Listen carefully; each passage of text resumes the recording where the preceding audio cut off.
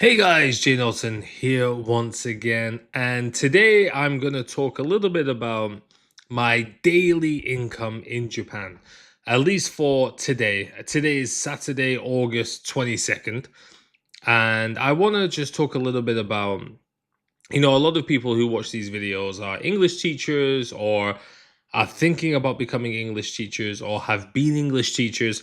So I just want to talk a little bit about how much you can make by not working for one of the English teaching companies and working for yourself. But of course, if you can actually work for yourself while working for another company.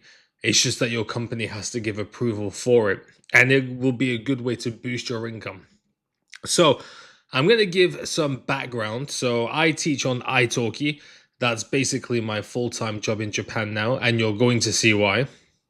But my working hours are quite varied. Mostly, I teach in the evenings from 8:30 till 1 or 1:30 or 2 depending on the day. Now, some of you might think, "Oh my god, that's terrible. You work nights."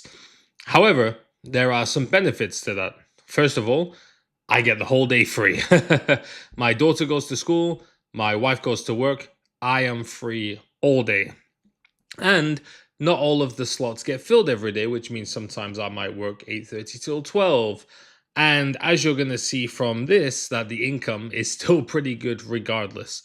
I do open some lesson slots in the daytime as well, but not every day, just because I want to give myself the chance in the daytime to just have fun, take my dogs to the dog park, clean the house.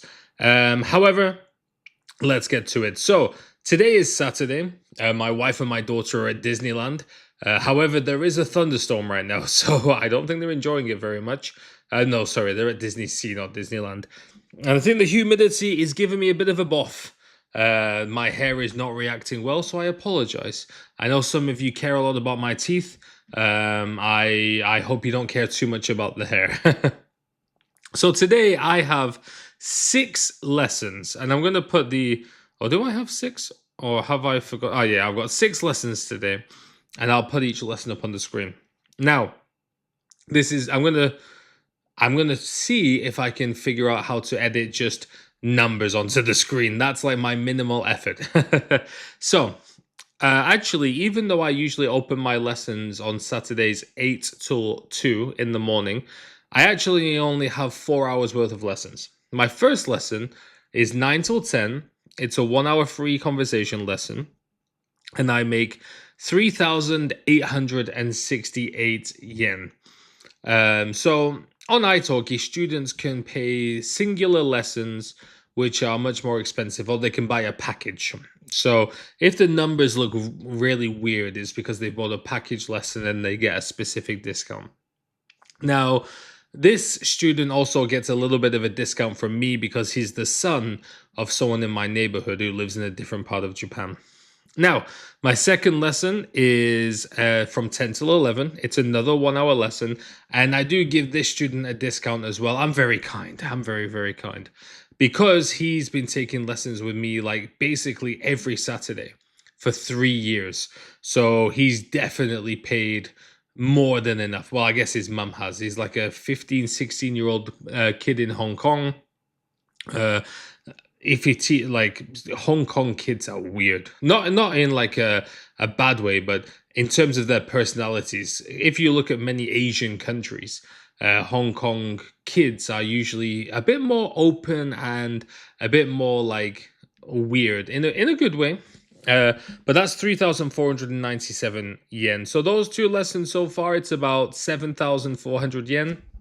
Not bad for 2 hours work, but this is where things get very good because the last 2 hours of lessons are all 30 minutes each. Is that three? Yeah, 30 minutes each.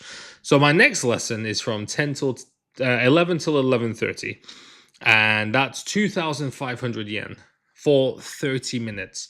Now that's obviously double, more than double the Japanese minimum wage for half the time. So in terms of the rate, it's like 4 times more. I guess it would be 4.5 times more actually if it was 5,000 yen. It gets better. My 11:30 till 12 o'clock lesson is actually a grammar lesson. And for 30 minutes, that's 3,259 yen. So if I put those two lessons together, that's what 5,800 yen, 5,700 yen or so. So 5 times the Japanese minimum wage just to sit in my office teaching online. And then I have a 30-minute break, depending on how the weather is going to be. It might be the time that I need to walk my dogs. I hope it stopped raining by then. Of course, it's not good to walk your dog so late at night, but there's a thunderstorm right now and I can't walk them. So the next one is a kid in Germany. Beginner lessons, 12 plus kids, 30 minutes, 2,901 yen. And then finally, 1 o'clock till 1:30, 2,861 yen. And he is in Mexico. So for him, it's like the early afternoon, I guess. So again, putting those two lessons together, 5,800 yen an hour. So those 6 lessons equal about 17 to 18,000 yen just for 4 hours of work. Now, if I was to multiply the 17,000, I'm going to use the calculator. If I was to multiply, if a normal person works an 8-hour workday and I just did 4, so I would have to double it. So 17,000 times 2, which is 34. And then if I multiplied that by the average working days in a month, it could be 20 or 21. So let's just do 20.5. That would be 697,000 yen a month if I was to do italki as a, how can I say, a flat 160,000 like a normal job. Now, of course, it's not that easy because you have to have students book your lessons. I could also open like 200 hours worth of slots, and therefore I could have like more students.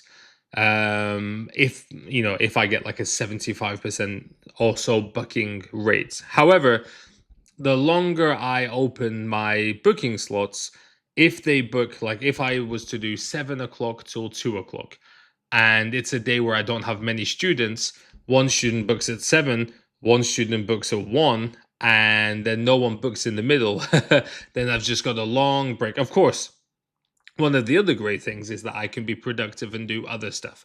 I can prepare for my workshop next Friday. I can make these YouTube videos. If I have some, a lot of them are made, as you know, in the gaps. I can study Chinese and Japanese. So because I'm already in work mode, I can use my time. I can do my AI work. So I can do other things to stay productive. But I think it just goes to show that even if you live in Japan, money can be made. Because if I was to make the 697,000 yen a month, of course, there's always price increases as well. Times 12, that would be 8.3 million yen a year, which is almost double the requirement for permanent residence. So if you do work in a generous company that will let you do extra work outside of work, then it could be worth doing a couple of hours on italki a day.